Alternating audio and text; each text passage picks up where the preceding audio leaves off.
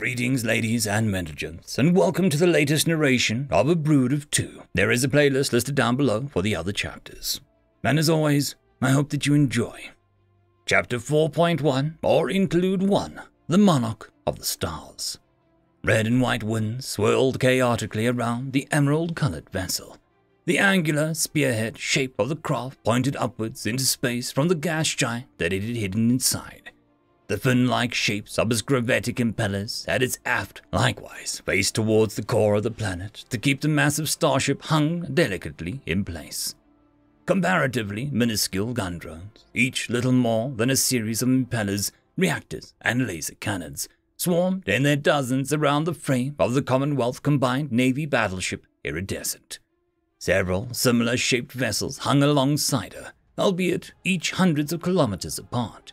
The cruisers and 7 frigates, all massed under the clouds of the gas giant and their personal cloaking fields. The Halkos fleet is approaching RD 13-3.3000 kilometers from outer atmosphere and closing, announced the pallid Chak's worker. The bridge crew of the Iridescent encompassed every inch of the space.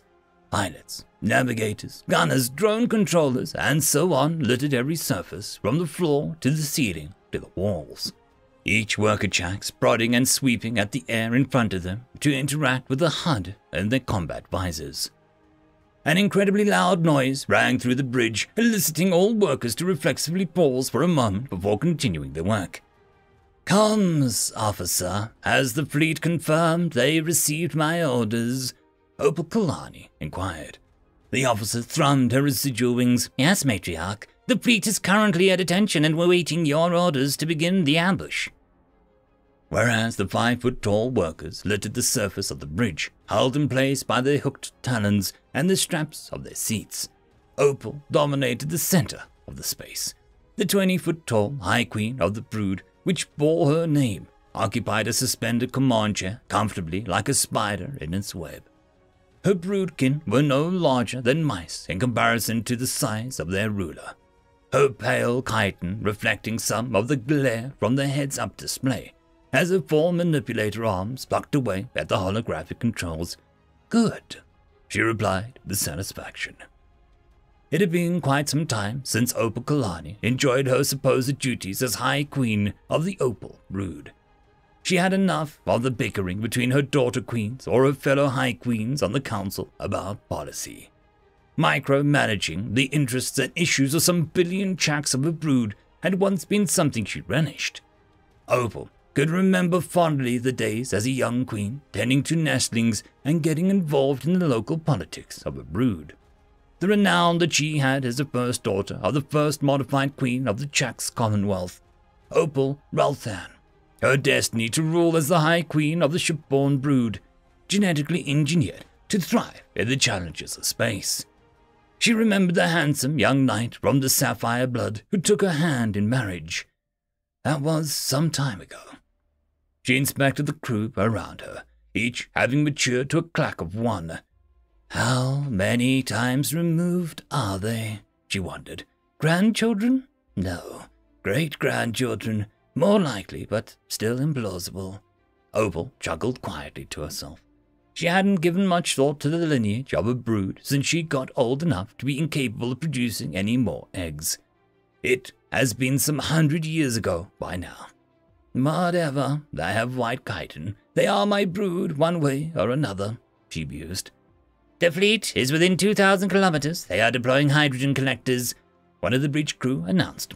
Initiate Phase 1. Begin operation, Opal commanded, her orders relayed through tachyon pulses to the surrounding fleet. As one, the 11 Chaks warships launched salvo after salvo of stealth torpedoes. Onboard fabricators rushed to replace the expended munitions as the torpedoes flew undetected towards the oblivious targets. Indeed, Opal had lost interest in running her brood some time ago. A fleet, however, it was now the only thing the venerable queen took satisfaction in any more. If the after-action reports were anything to go by, it showed. She single-handedly became the most skilled fleet master in the Commonwealth. She silently thanked her departed husband for convincing her to try it all those years ago. Surprisingly, the other High Queens didn't mind her being an admiral. She wasn't exactly helpful in the council meetings anymore with her bored grumbling. They gave her a battleship and sent her far, far away. When the war with the hind legs started, Opal finally received a taste of combat all her sons were raving about. She liked it more than she anticipated. The Alcazar fleet has detected the torpedoes. Several have breached their point defense arrays and already made effective contact. 3 capital ships destroyed, 2 more venting atmosphere. One officer reported as a holographic display spread across Opal's visor, showing her the carnage that they had brought upon the trespassers. The fleet is moving to engage, reported another officer. Their movement suggests our precise positions have not been identified. Begin Phase 2. Spool up the fold space drives to target the coordinate set delta. Opal ordered with glee. Let's hope that they enjoy the new toys as much as we do. The SM projector rods running through the ships of the ch.4 fleet flooded with strange matter as they prepared to bend the fabric of space-time. With their exit points locked, each vessel fired the grav impellers as the FSD activated. All 11 ships began to pivot to face away from the enemy fleet. The small frigates and gun drones snapped into position almost instantly as the more lumbering capital ships cumbersomely pivoted to their new heading. The iridescent only completed its half rotation before Opal felt a strange jolt of the instant transmission through space. The ch.4 fleet seamlessly appeared as one, 1,000 kilometers behind the Alcazar fleet, the crimson gas they unintentionally brought with them dissipating instantly into the void. Their previous orientation towards the core of the gas giant had been conserved with a jump. The ch.4 fleet reappeared facing her quarry as the Alcazar unknowingly rushed to show their ship's aft's to the aggressors. Opal pitied the warrior ch.4s of her brood. The nature of ch.4s made them far more suited to fighting fleet battles than their larger male kin, which often had to wait out such actions. Regardless, revenge against the genocidal hindlegs was something her workers desired to enact equally as much as her warriors did. It's only fair, Opal thought. The warriors, for every other brood, had that honor. She was more than happy to be able to let her many girls get their claws dirty instead. Scour them from the void, the queen declared, an almost maniacal tone in her voice. The first weapons to act were the laser cannons on the gun drones and the iridescent. 53 invisible streaks of energy lanced towards the wedge-shaped Alcazar ships, aiming for sensor spines and weapons which promptly turned to molten slag. Next came the iridescent's mighty plasma cannons. Reactors roared to life as they swiveled around to point at hard points and grav impellers.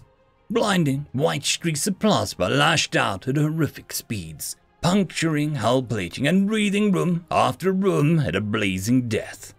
2 Alcazar capital ships died to weapons of the iridescent in the opening moments of her attack, which already began to stalk forwards to enact further destruction. The scene repeated again and again across the entire battlescape as the ch.4 fleet caught them by surprise. Quickly, however, the Alcazar responded with their own volleys of torpedoes and smatterings of laser fire. They began to use their weight of numbers to try and counter the ch.4s. The small bubbles of plasma shields flashed into life for milliseconds at a time to absorb the ch.4's energy weapon fire. Warnings flared on Opal's screens as the iridescent was struck by a plasma blast across her bow. Heat dissipating, responding normally, hull integrity unaffected, an officer called out. 4th cruiser down, engaging 5th, called out another. Torpedoes streaked out from the iridescent as it sped towards its prey. The cruiser attempted to intercept them, only for its remaining point defense lasers to be slagged by the strafing ch.4's frigate, the integrity, which took severe damage in return. Opal clacked her mandibles maliciously as the holothic projection displayed the enemy ship erupting into an incandescent ball of plasma as multiple torpedoes struck the ship.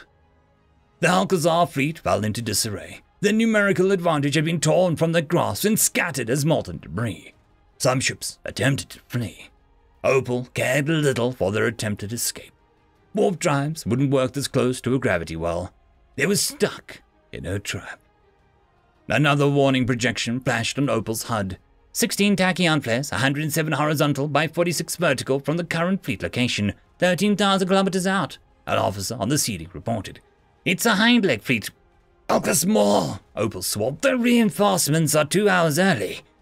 One after the other, different members of the bridge crew relayed their data that they collected. Matriarch, the tachyon signatures suggest that the most of the ship's warp bubbles collapsed early. They lacked it damaged. Tachyon scans indicated that the haulers are present. The formation is tight to protect them. The formation is bearing down on the Stalwart and the Arrow. Both ships are currently engaged in First Fleet. Confirmed torpedoes launched from the new contacts. Estimates indicate that the Stalwart and Arrow are incapable of complete interception. Opal gritted her mandibles. Spoo the FSD for combat shunt. Take us directly between our ships and their torpedoes. Prepare weapons for saturated point defense. Drone controller. A worker at her right turned their head to face the High Queen. Launch an additional 6 gun drones. Matriarch, their management would overtax the processing system, they replied. Prepare their control for immediate transfer to the Stalwart and the Arrow. Comms officer, relayed to those vessels. Both workers chirped in confirmation and began enacting Opal's commands. The iridescent turned to the right before jumping, reappearing several thousand kilometers astern of the cruiser Stalwart and the frigate Arrow. 2 sets of 3 gun drones broke rank from around the battleship and flung themselves towards the 2 allied vessels. 2 flight bays opened on the port and starboard sides of the iridescent to allow 6 replacement drones to fly out and join the drone wings around the mothership as they fired their laser cannons to intercept the incoming missiles. The great void of space lit up with the roiling spheres of energy as missile after missile were shot down. Matriarch, we received detailed scans before visual contact was broken by the detonations. The vessels are of Lynae make, not the Halka 3. Opal observed images of smooth lozenge-shaped craft flickering past the HUD. What are the Lynae doing in Halkazar territory? She muttered quietly. Matriarch, our fleet is too far out of position to engage them safely. We should fall back and regroup, a tactical officer suggested. Several chirps erupted in agreement from around the bridge. And risk them joining forces with the Halkazar? Not an option. Opal pondered for a moment. Have we deployed FSC-equipped ships against the Lynae before? No, Matriarch, an analyst behind her responded. Then shunt us into the center of their formation, then follow attack Panton Lambda with additional shunt maneuvers at my command. We should be able to tear their heart out with a moment of surprise and dance around their corpses. Most of the ships are already knee-deep in their graves. Prepare the weapons for individual targeting. The crew fell silent as they carried out the order. Matriarch, are you sure this is wise? A concerned heatsink manager asked. This maneuver has only been conducted in theory. The risk of our lives is inconsequential compared to the lives in the nest these hind legs will no doubt soon assault. It is worth the risk, child. Opal stretched her 4 manipulator arms in anticipation as targeting of the 2 of the 18 plasma cannons were handed over to her. Clawed fingers clacked and adjusted the orientation of the weapons in line with the estimated positions of the enemy craft. The gambit was suicidal, but Opal didn't care.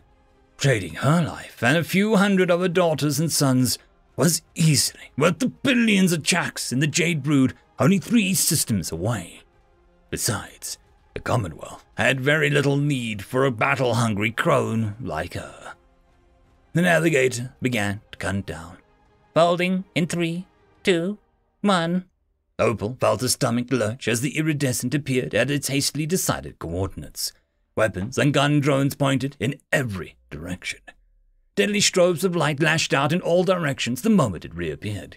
Lynae hull plating buckled out. Superheated liquids rushed out in rends of the hull plating. Protective shells of plasma shielding were punctured by concentrated beams of plasma from the Chax's battleship. The first 2 ships targeted were crippled. Retaliatory Lynae torpedoes launched from tens of tubes. A few were intercepted only meters from their firers. Another ship was destroyed.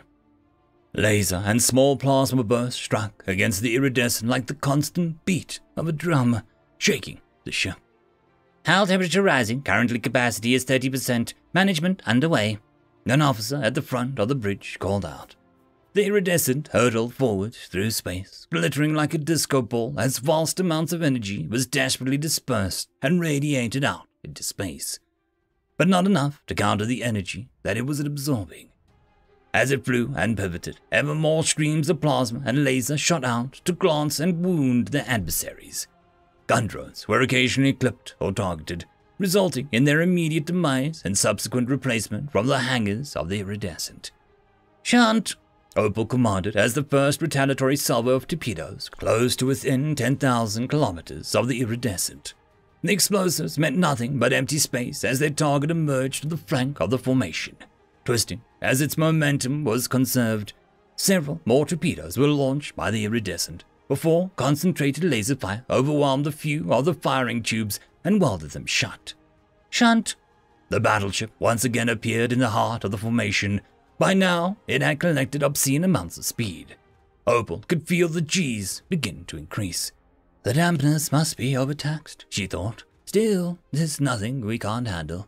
More plasma fire, more light and melted hells, and more death filled the massive expanse of space Opal had sent the ship into. Concentrated fire broke through the port deck 4. Remaining atmosphere was contained successfully. A worker informed the matriarch as another small shake shut at the room. And we have lost plasma cannon placement 9 through 14. Hull capacity at 70%, matriarch. Decreasing the climb rate. They are struggling to hit us. "Shunt!" Opal commanded again. The iridescent vanished and reappeared again, and again, and again, twirling, sliding, and jumping around in the Lynae fleet like an expert ice skater would dance around the rink. Streams of plasma swirling out of its weapons like deadly thread, ensnaring its victims in a burning death.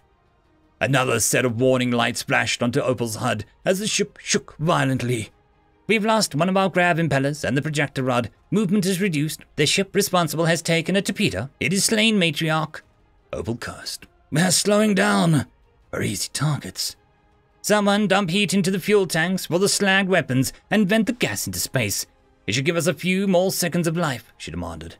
She waited with held breath for several moments as she prepared to make a final stand. The comms officer buzzed her residual wings to get Opal's attention. "Matriarch, 2 more Lynae ships are down. Our fleet is responding. They cleared the Halkazar. The Lynae are breaking off to engage them." "Why? Aren't they coming to finish us off?" I don't know, matriarch." The crew of the iridescent sat in silence as the battle continued without them. They could all still hear the hearts thumping in the sensory spines. Eventually, an officer on the seating received a communique and turned to face the Queen, who looked up at her expectantly. "The battle has been won, matriarch." Opal relaxed in her chair with a sigh as the celebratory chirps and chitters erupted across the bridge. She preened her spines for a moment to calm herself. "Good job, girls," she commended the crew. "Your actions have saved a lot of lives today. Now back to work. We have a ship to repair." She let herself mull over the details of the battle as her workers began damage control. Where did those Lynae come from?